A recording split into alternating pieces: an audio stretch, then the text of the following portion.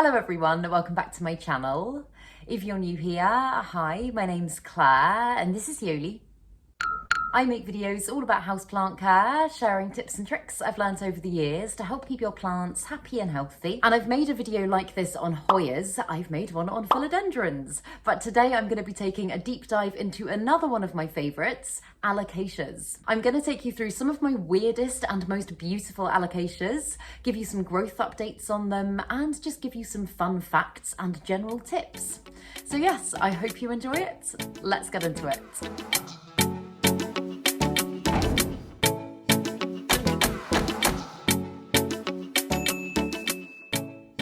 So Alocasia is a really popular genus of houseplants that comes in a beautiful variety of colours and shapes.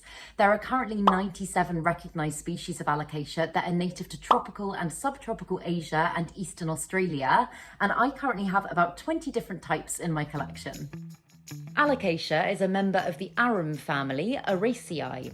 Members of this family are commonly called aroids. Although there's more than 90 recognised species of Alocasia, hybridisation efforts continue to contribute more types to the list. Some species of Alocasia, when grown in the correct conditions, are capable of reaching over a 3-metre leaf span. Although many factors come into play when achieving this scale of growth, the level of natural light and the hours of light the plant receives each day is absolutely key. So I'm going to start off with one that's been in my collection for about 5 years now. It is my oldest and most treasured Alocasia. I literally love it so much, and it's been on a little bit of a journey in the time that I've had it. It is my Alocasia portodora. Alocasia portodora, which is one of my big ones, and is just loving this warmer weather. Look at all that new growth down there. I mean, it's absolutely crazy. This one was a new leaf from about 3 weeks ago, I think, and usually over the winter months I'll get a new leaf, and maybe 5-6 weeks later I might get another one, and this one has already got a new leaf coming out of that same one that's still relatively new. So it's loving the sunshine. It's probably not going to do great in the actual direct sun, but as I say, I've just put them here for this video, and then I'll figure out where I'm actually going to put them in the long run. And this is what she is looking like now. As you can see, she is significantly smaller than the clip that I just showed you, and that's just because when it got to winter last year, I decided to completely chop her back. I've never done that with this plant before, and I didn't really want to, but Alocasia can be an absolute magnet for pests, and I was struggling with thrips and spider mites so badly on this plant.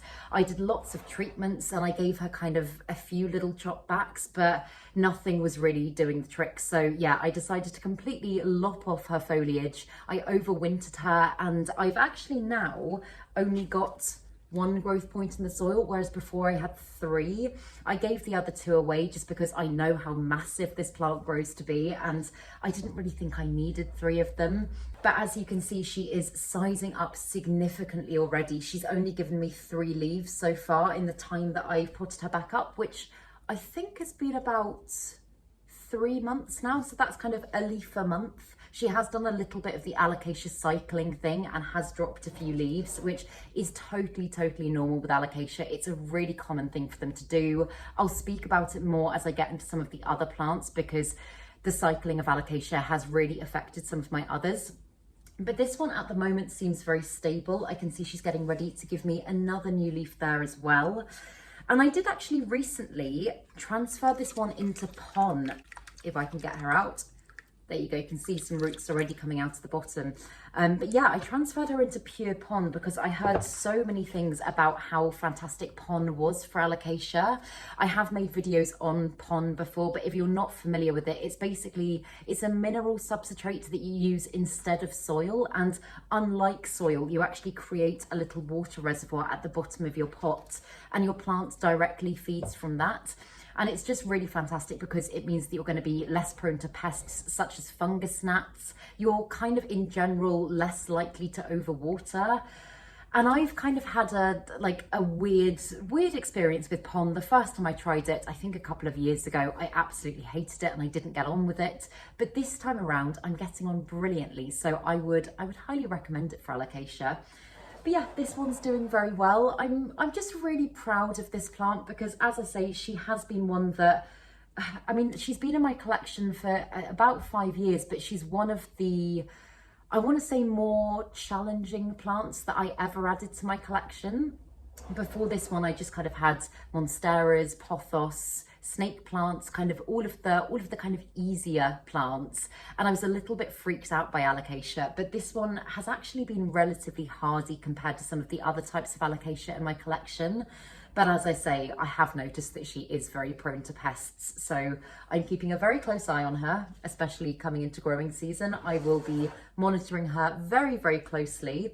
But I'm hoping that pretty soon I should be able to get her back to the massive size that she was at before, because she is such a fast grower once she gets going.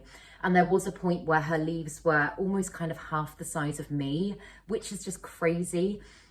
She is one that definitely thrives more in very, very bright light. Like, I think the reason I was able to achieve such huge growth with her before is because she was living in my mum's conservatory, and that just had fantastic light, and she was really happy.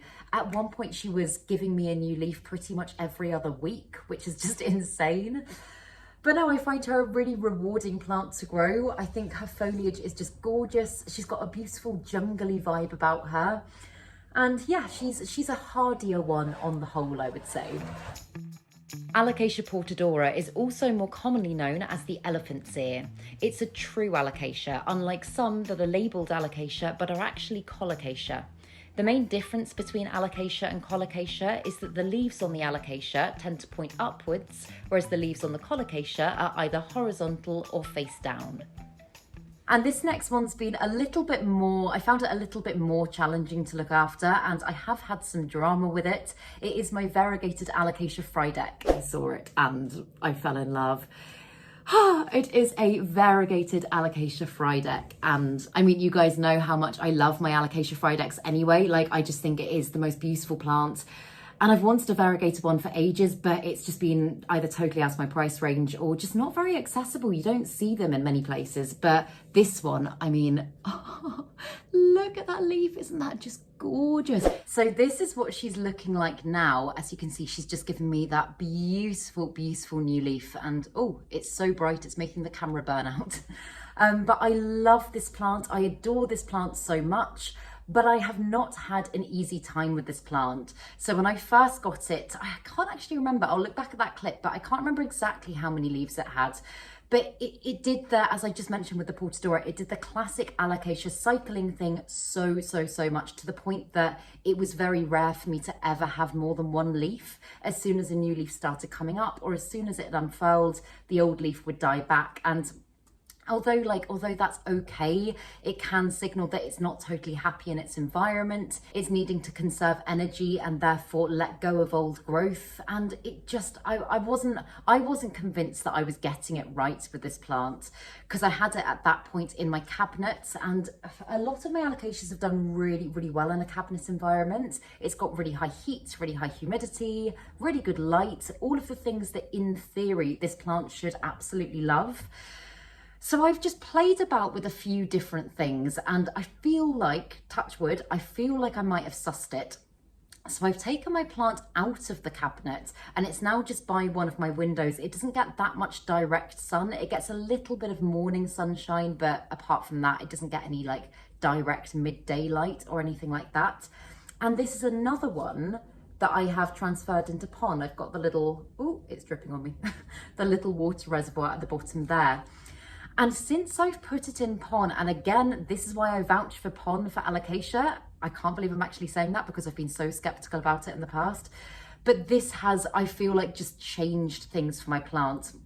Not only has it now got 2 leaves, and this one is showing no sign at all of dying back, it's also got another leaf on the way just there. And it's also got a little corm popping up in the substrate as well. So all of a sudden, I feel like I've turned a corner with this plant, and it's finally happy. So yeah, if I could go back and do things a little bit differently with this plant, obviously you just kind of learn as you go, don't you? And I've never had this type of plant before. But this one does behave very differently from the standard Mitchellitziana, and I thought that they were going to be very, very similar, and I think that's where I went wrong. But yeah, if I could go back and do things differently, I think I would get this plant into pond pretty much immediately, And yeah, I wouldn't worry too much about mega high levels of humidity, because it's just in standard room humidity at the moment, which tends to be about 50 to 60%. And again, grow lights, all that stuff I think are fine, but I'm having the best luck just doing it in natural daylight. So yeah, this is what she's currently looking like. I'm going to continue to give you lots of updates on her, because I feel like now I've kind of cracked it, kind of turned a corner with this plant. I'm hoping that I might be able to get her to size up in the same way as this one. So yeah, I'll keep you updated, but it's not been an easy journey, but I feel like we're getting somewhere now. Alocasia leaves cycling and dying back as new growth is produced can be completely normal. Sometimes re-evaluating its conditions can help, but a lot of the time it'll just be down to the natural life cycle of the plant. It's important to remember too that Alocasia can go dormant and die back over the winter months if you don't put certain measures in place to increase its light and maintain heat levels. And this next one is one of my all-time favourites. I got it from my friend Emma about 9 months ago now. It is my Alocasia Green Shield.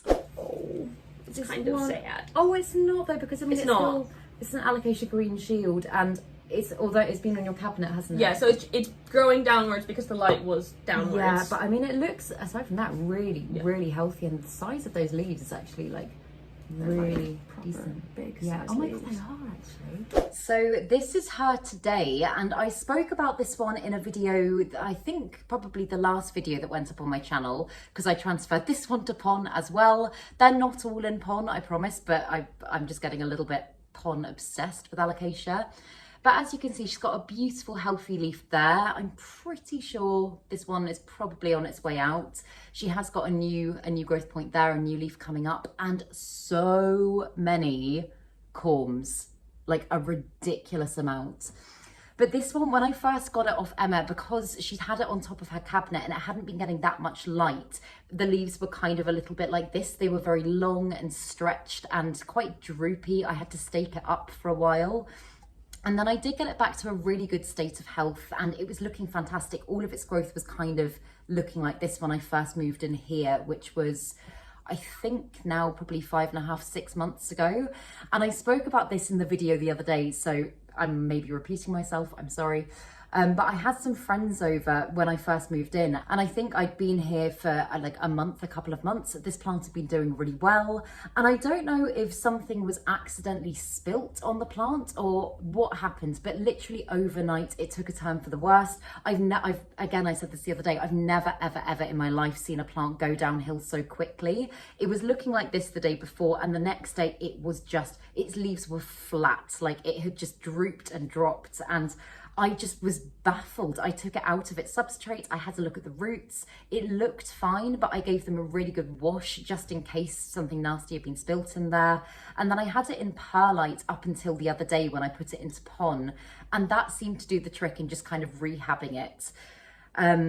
But yeah, as I say, this leaf it's not yellowing yet, but it has gone very droopy. I did stake it up before, and I've just kind of decided not to do that now. I think if it's on its way out, I'm just gonna let it go gracefully. But I feel like now, again, touch wood, I feel like now I've got it in a good substrate. I found a spot that it's really happy in. I feel like it should be on its way back. But this has been one that I have found relatively easy, bar the weird thing that happened. I have found relatively easy to care for. It's quite a hardy Alocasia, and I think its colouring and the markings on its leaves, like that dark veination against the really almost luminous green colour of it, is just so beautiful. It's one that brings me so much joy. I love just having it around the house. Like, I feel like it really stands out amongst my other plants, because I think, like, I love texture and colour in plants. I bang on about it all the time. But I think when you've got lots of different shades and textures and stuff like that together, it just allows you to really appreciate the individual plants without just having to see like a sea of block green, if that makes any sense. Like, even like looking at the veination on this one, and I don't know, I know what I mean when I say that. I don't know if that's just planty waffle. But yeah, it's one that makes me very happy, and I'm super excited to propagate the corms. I think they should be ready fairly soon. There are literally I want to say like 20 or 30 of them. So the plant is obviously happy. It wouldn't be putting out so many if it was still struggling. But yeah, it's just one that I have found to be fairly low maintenance. I really appreciate. And if you're just first kind of wanting to bring Alocasias into your collection and you're a little bit nervous, I would say maybe this one's the way to go. They're not ridiculously expensive nowadays. I know at one point they were considered quite rare plants and they went for a lot of money. I think you can get them fairly cheaply at the moment. So yeah, I would highly recommend this one. It's just great. I love it. And again, I think PON is going to do really good things for it. I will stop banging on about PON in a minute, but I just feel like it's very relevant in an Alocasia video. But yeah, I'll continue to keep you updated on it, and hopefully I will have lots of lovely babies from it soon. It's really important to remember that Alocasia plants contain calcium oxalate crystals, meaning that all parts of the plant are toxic to both humans and pets. Even whilst pruning, wearing gloves is recommended, as contact with the skin can be extremely irritating. And then this one, I actually don't think I've got a growth comparison update for this one. It's my Alocasia Cuprea Red Secret. And this is another Alocasia that I've found to be quite challenging over the time that I've owned it. I got my first Cuprea Red Secret, I think probably about a year and a half, 2 years ago. It was doing really, really well. I had it in moss, as this one is now. This one is just rooting in moss. And as soon as I transferred it to soil, everything just went downhill. It rotted pretty much immediately. I was very careful not to overwater, but it is one that is just very, very susceptible to overwatering. So yeah, out of all of the Alocasia that I've ever owned, I think this one is probably, in my opinion, the most difficult. But it has just got the most incredible texture and colour to its leaves. Like, if you look at them when they catch the light, they're almost metallic. They're just so, so pretty. But yeah, as I say, I've still got this one in moss just because I am a little bit scared, or I was a little bit scared of transferring it to soil in case the same thing happened again. This was actually very kindly given to me by my lovely friend Memo, who's Houseplanty Goodness on YouTube. He gave this to me because he knew that my old one had died, and I've got on well with this one. But I think I probably will be putting it into PON just because that feels like my safety blanket with Alocasia at the moment. I know I said I wouldn't talk about PON again. I can't help myself. But I think for me that feels like a safer bet to soil just because of my experience I had last time. But yeah, it's got a beautiful new little leaf unfurling there. And when the leaves first unfurl, they're even more shiny and kind of iridescent. And I think they're just so beautiful. And although I do really, really love this Alocasia, and I've kept it in my collection for a reason, and I have got others for a reason, it is one that I actually think I am going to pass along to another home. And that might sound a little bit contradictory after everything that I've said, but it's just one that it's not bringing me as much joy as it was when I first got it. As I say, I have found it to be a little bit of a struggle plant, and my other half, Ross, he is obsessed with it. He thinks it looks like Ninja Turtle shells, and he's very excited to have it. So I think I'm probably going to pass it along to him, and then I can still visit it, I can still see it, but I think it's going to bring him more joy than it is me. But yeah, that's how it's currently doing. It's still a beautiful plant. I can still really appreciate that it is, but currently I would say maybe not the plant for me. Alocasias are known to be quite sensitive plants, some more than others, and can be extremely susceptible to root rot and fungal issues if their soil doesn't have proper drainage and becomes waterlogged. This is why using semi-hydroponic substrates can be a good way to regulate watering and ensure aeration around the root system. And this one's a relatively new addition to my collection. I've only had this one for about 3 weeks. I got it at the recent plant swap. It is the Alocasia Platinum. Oh, I don't know how well the camera's gonna pick this up. Oh yeah, can you see that? Isn't that just stunning? That is so incredibly beautiful. I'm so excited about this one. So this is what it's looking like now. As you can see, it did very sadly lose its big leaf that it came with. As I've already spoken about in this video, Alocasia cycling, that's very, very common, but especially when you change its environment in some way. And obviously this one came from one person's home, went to the plant swap that was outside, spent a full day at the plant swap, travelled back to my home, which is a completely new environment again. And I think the plant just probably went into a little bit of shock, and so very sadly I did lose that leaf. However, the one that I'm left with is so diddy and beautiful, and I think the colouring of this plant is just out of this world. It's so kind of, I don't know, again, very metallic, but it's so alien-y and spacey. And I love the shape of its leaves, I love the veination, and I'm super excited to watch this one grow. And currently I haven't actually changed up its substrate at all, because obviously it is very early days. I haven't had the plant for that long. I thought so long as it was happy in what it's in currently, I won't mess with it too much. So by the looks of it, it's just got a layer of pon at the bottom and then a layer of soil on top. And as I say, I didn't do that. That was the person that I got it from. But I think aside from losing the bigger original leaf, it does seem happy. It is in my cabinet currently, and that leaf looks very healthy. There's currently, I don't think, just having a little check, any sign of new growth. But again, I'm not expecting it to suddenly start shooting out new growth left, right and centre while it is still adjusting to my home. So I'm hoping in the next maybe few weeks, a month, I should start to see some signs of stuff. And that's probably when I will change up its substrate. And if I need to reevaluate its growing conditions, then I will.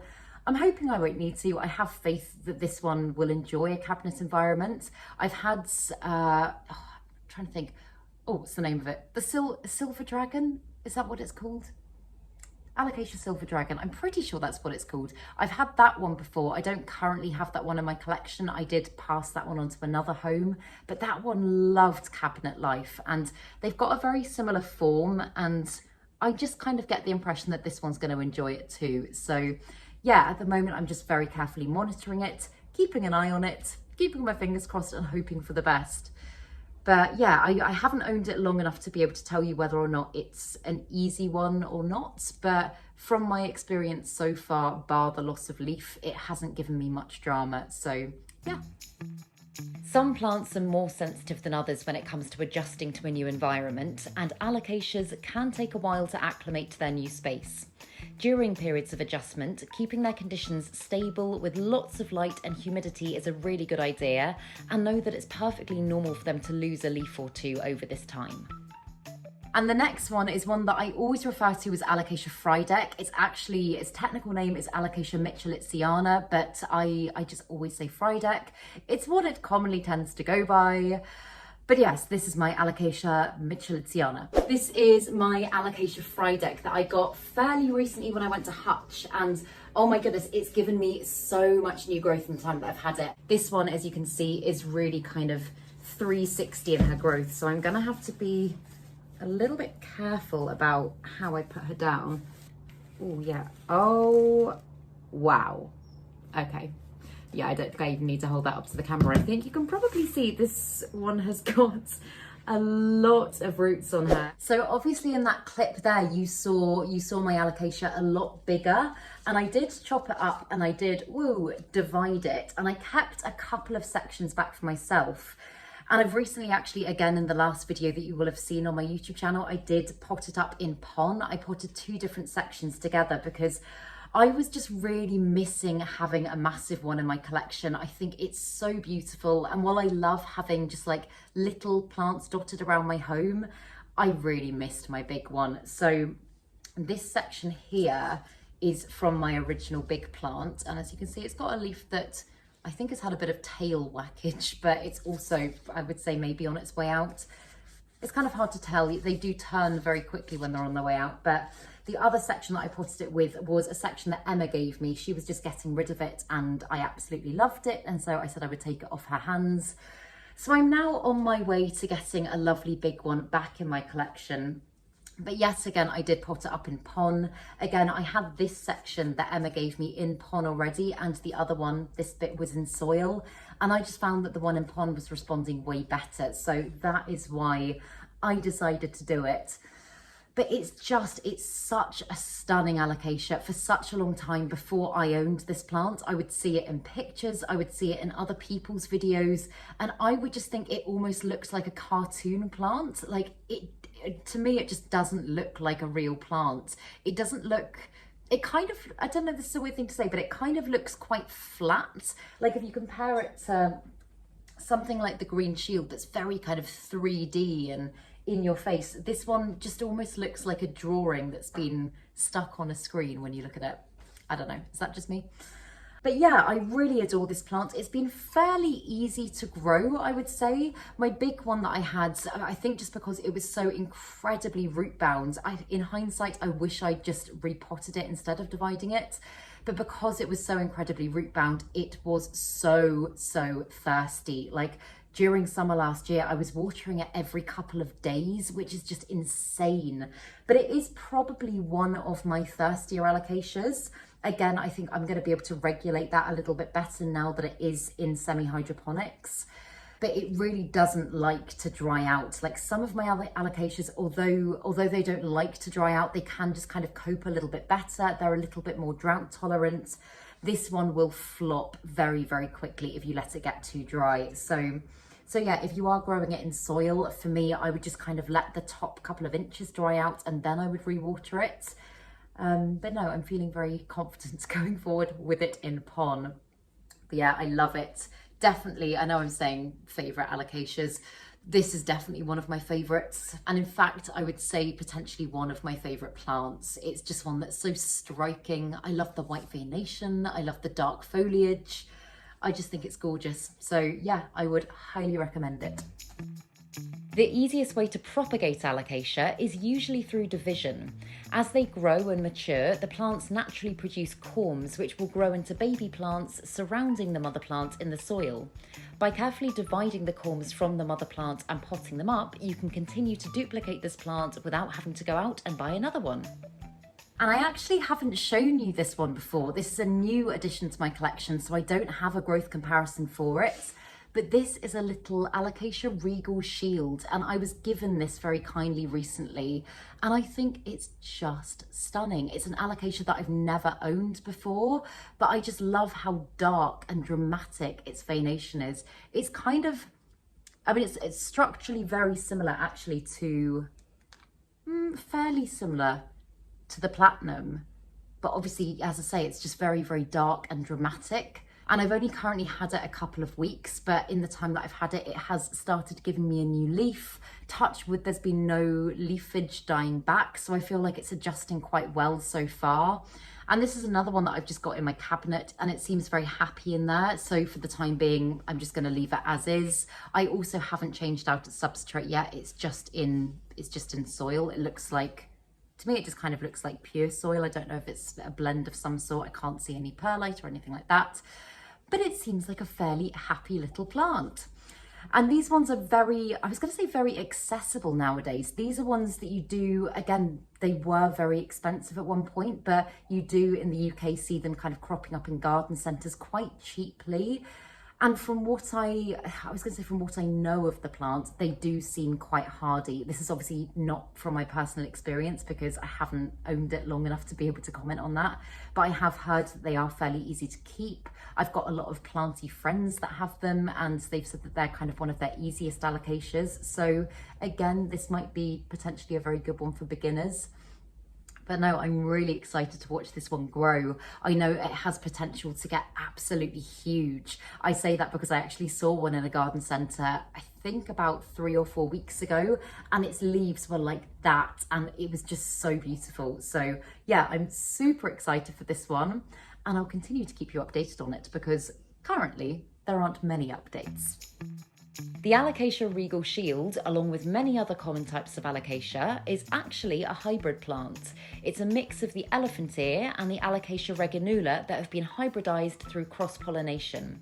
Hybrid plants tend to be much more resilient to disease and can be generally much hardier and easier to care for. Yoli's just popped by to say hello and is stretching on my feet. Hello, hello. But this next one is one of the plants that I got when I visited Gebben Green a couple of months ago. It is my Alocasia purple sword. This one is commonly known as an Alocasia purple sword, but I think its Latin name is Alocasia lauterbockiana. I might be pronouncing that wrong. I will put the name on the screen. But I know my friend Lottie's got one of these and she always talks about how much she loves it. And I saw hers recently and I was like, oh my God, it is gorgeous. And obviously it's only been a couple of months, so there aren't huge updates, but I can tell that it is growing and I think it does seem on the whole fairly healthy. It has also got a new leaf coming up just there, which is very exciting. Because again, oh my goodness, my friend Lottie's got one of these and hers is huge and it's so beautiful. And before I saw hers, I'd seen the purple sword before, but I don't think it was maybe one that I would have chosen for myself. But everything about this plant for me just kind of ticks all the boxes. I love how its foliage is very kind of dark green, but then in certain lights, it looks very purpley, particularly on the back of the leaves. Again, that's just, for me, just the right amount of colour. I'm not a massive one for colourful houseplants, but a tinge is quite nice. And I love the ruffliness of the leaves as well. Like the edges almost look like they've been cut with, like, you know, those scissors you get when you're at school and they make everything go like that. They kind of look like that. They're very ruffly. And yeah, it's got those gorgeous dark stems that are kind of a little bit similar to like the Zebrina. And I just think it's gorgeous. I haven't decided yet what I'm going to do substrate wise. So it's currently just in the substrate that I got it in from Gabon Green. And Gabon Green, I mean, the whole thing with them, if you haven't seen the video that I made on it, I will link it down below. But the whole thing with them is that they are completely peat free and they do sterilize and reuse their soil, which I think is so fantastic. But there's also a bit of me that wants to put this in semi-hydro. So currently I think I'm just going to leave it be, but maybe come summer I might make the transition. I just feel like because I've had so much luck with PON with my other plants at the moment, maybe that would just encourage some even bigger, kind of more dramatic growth. I don't know, I'm still undecided. But it does so far seem like an incredibly hardy and robust Alocasia. I mean, even in texture, you can feel it's very kind of leathery. I feel like you can almost tell on camera as well. Like some of the ones I've showed you have been quite delicate and quite thin. Like if you compare the texture of that to that, this is kind of thin and velvety, and this one's kind of chunky and a bit more kind of like, ugh. But I can say that this one hasn't given me any issues at all in the time that I've owned it so far. It hasn't had any dropping leaves. It's just been very stable. So I think, again, I know I'm kind of recommending beginner plants here, but I think, again, if you want to get something a little bit unusual Alocasia wise, but also one that isn't particularly high maintenance and is fairly as I just said, then I think I would recommend this one. Yeah, I think it's just gorgeous and I'm excited to see what it does for me come summer. In their natural habitat, Alocasia grows on the forest floor, meaning that it's always going to thrive best and reach its full potential when grown in dappled sunlight or bright indirect light. The hours of light Alocasia receive majorly impacts the speed and the size of its growth, and in order to achieve the biggest leaves possible, ideally your plant will get between 12 and 16 hours each day. And the other one that I picked up at Gabon Green when I was there was an Alocasia Cucullata. It kind of, when I first saw it, it almost looked quite anthurium-y to me. Like it's very robust for an Alocasia, and I just think it's really lovely. I'm really excited to watch it grow. I was Googling some pictures of what it looks like mature on the train on the way home, and it looks beautiful. So looking at this plant now, as you can see, there have been some issues. I put this one into my cabinet in my bedroom fairly recently, and it did great things for it. It grew so quickly, but because, and this is totally my own fault, because I wasn't monitoring the plant properly, I didn't realise that it had grown right up to the top of my grow lights. So I've got two very singed, burnt leaves. So I could chop them back. I think what I'll probably do is just chop around the areas that have burnt and then still keep the healthy section of the leaf.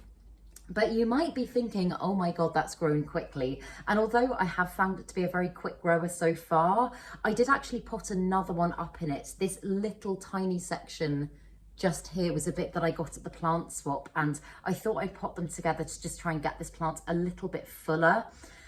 And it's been looking really good up until, I would say, the last week when this started happening. And I was going to take these bits off for the video, but I thought I would just leave them on.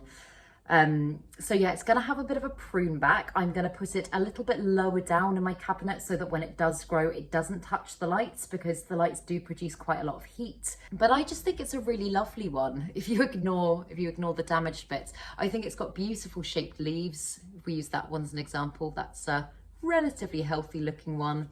And again, this one has the potential to grow to be absolutely huge. So I'm really excited to see what it does. Yoli, what are you doing? She's making little grunting sounds behind me. I think she wants something. She's had a very good walk today, but I don't know. But yeah, I'm just really excited to see what it does when I'm kind of monitoring it a little bit better and making sure that it doesn't have any issues like this again. But it's another one that I've put in pon. I feel like I've just gone a little bit crazy and suddenly got loads of stuff into pon.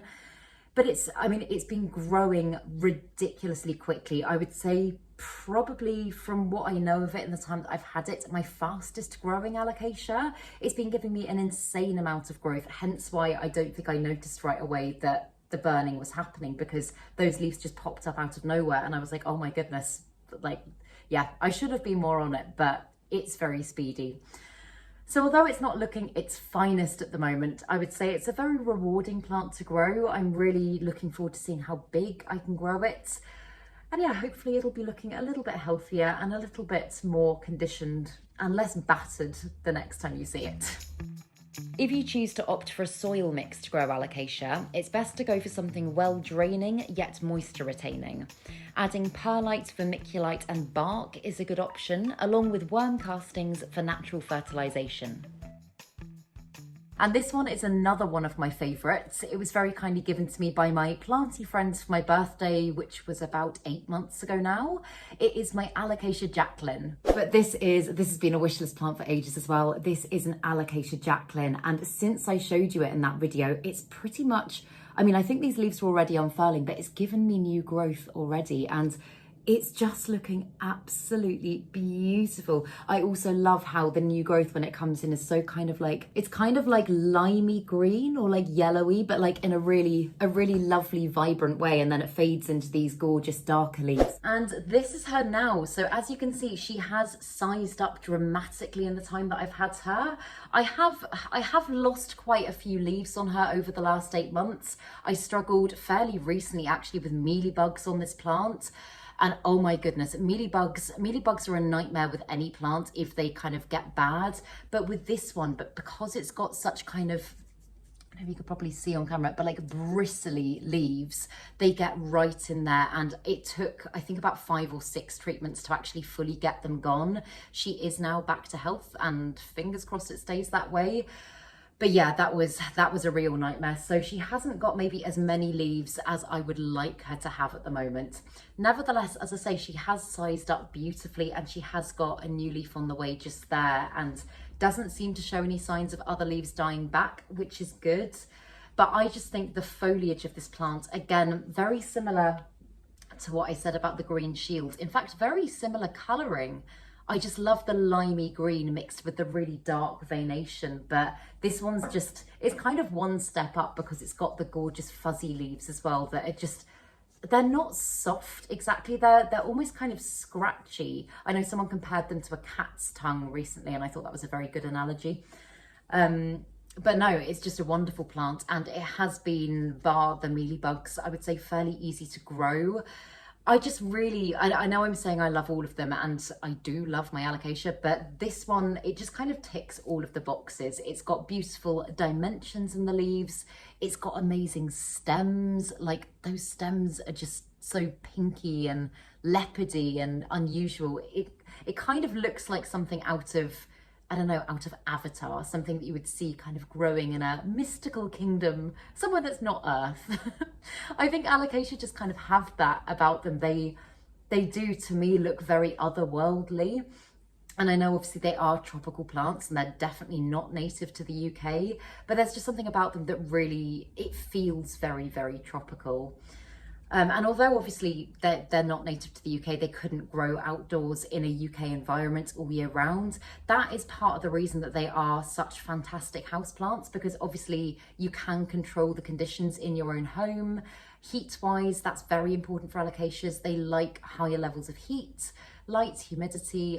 they're just fantastic houseplants. So yeah, the Jaclyn is definitely one of my favourites, and one that I know I always say I don't mind having duplicates in my collection, but I never set out usually to go and buy a duplicate plant, but I kind of feel like I would with this one.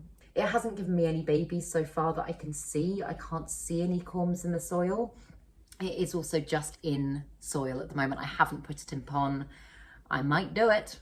I probably will do it. But for now, it's just like this, and it's in my cabinet and it seems very happy. Plants such as the Alocasia Jaclyn that have small hairs on their leaves or stems are known as trichome hairs. These hairs help to reduce the rate of water loss that naturally occur as a plant transpires by deflecting the effects of wind, heat and direct sun. They also help to protect the plant from cold in a similar way to how human body hairs do. And this is another little one that I got at the plant swap a few weeks ago. This is my Alocasia Sinuata. It is an Alocasia Sinuata, and it is the most beautiful thing in the world, and it's also got a new little leaf there, which I am super, super, super excited about. Oh, and also just there. You got a free one. So that is basically Alocasia's put out corms, and that is, you can divide that from the main plant. You can grow a whole new plant from it. It's got a little baby coming up as well. There's one called an Alocasia dragon scale, and that's kind of like this, but it's not as shiny and it's not as ribbed. And this one, you're immature. So similarly to the Alocasia platinum that I got at the plant swap, this one, Yoli, what was that? This one also lost its bigger main leaf, which I'm really sad about. It was such a beautiful leaf. But this one has, however, fully unfurled and is looking fairly healthy. I think this plant is going through, I don't know, I feel like it's going through a period of adjustment. I mean, of course it's going through a period of adjustment, but more so maybe than the platinum. Like, you can't really tell on camera, but if you compare it to when I showed you it before, it's just not quite as full and glossy.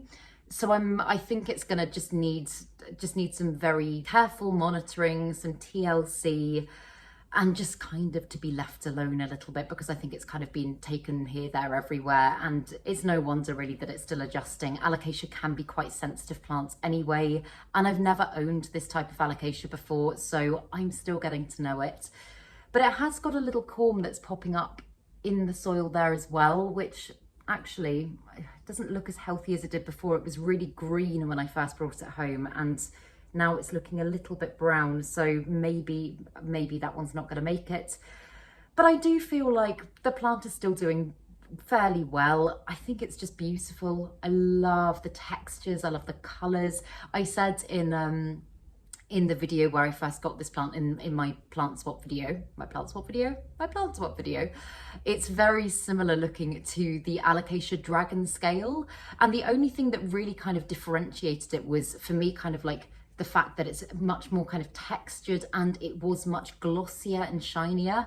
But that glossy shininess just isn't there as much at the moment, and that's what makes me think that maybe it is still going through a period of adjustment and it's not totally happy yet. But I'll keep you updated with it. I really hope it continues to do well, and yeah, I'll let you know. I'll let you know when it's a bit happier. Alocasias, when kept in the right conditions, are capable of flowering. You can collect the pollen from these flowers and use them to hand pollinate or cross-pollinate. This can be a risky process though, as it requires a lot of energy reserves in the main plant to be used. Flowering can sometimes cause foliage to die back, so generally chopping the blooms back if you don't plan to pollinate is a good idea. And then finally, I thought I would include these. There's not a huge amount to see at the moment, and I don't have an accurate ID on any of them, but I thought I would just talk a little bit about growing Alocasia from corms, because I know some people really struggle with that. I have really struggled with that in the past. There's quite a few different ways that you can do to kind of try and make it work. But these are all corms that I picked up again at the recent plant swap. So that was only 3 weeks ago. And already one of them has given me a gorgeous new leaf, with another one already coming up as well. And all of the other ones in there as well. I might need to put a clip in because I'm not sure how well you can see, but all of them are also sprouting. And what I did for these ones is I just planted the corms down into the soil and left the top sticking out. And then I've put them in a little drainage tray, and instead of watering them from the top and kind of disrupting their position, I've just been bottom watering. So I'm just letting the water absorb from the drainage tray as and when they need it. And then I've covered them in cling film. I'm keeping them as well in my bedroom cabinet just because the heat in there is absolutely insane. Like some days actually too hot. It gets up to kind of the late 20s, early 30s degrees Celsius. But again, I think the heat has really helped to kick this one into action. Obviously, if you do have a heat mat, you could absolutely use that. But yeah, I'm really intrigued to see what all of these are. I know that this one, from what I can see, has got a really kind of like stripy stem. So I'm thinking it could be maybe a zebrina. I don't know. But yeah, I'm really excited about these ones, and I'm excited to add some new types of alocasia to my collection. Yet unknown. I don't know what all of them are. So yeah, that's very exciting. But yeah, I'll keep you updated with all of these ones. And if there's another genus of plant that you'd like me to cover in this way in the future, then do let me know. As I've said, I've already covered Hoyas and philodendrons in the same format as this video. So I will link those videos down below if you would like to go and watch them. But I really hope that you enjoyed this video, and if you did, please make sure to give it a thumbs up, subscribe to my channel, have a lovely day, and I will see you in the next video.